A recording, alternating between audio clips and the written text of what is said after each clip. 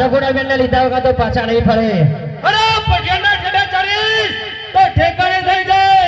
રાયકા એમ તો પાછા નહીં ફરે. અરે લાગે છે રાયકા તારું મોત આવી ગયું છે. અરે મોતની પરવા કરે બીજા પઠિયા, આ રાયકા નહીં.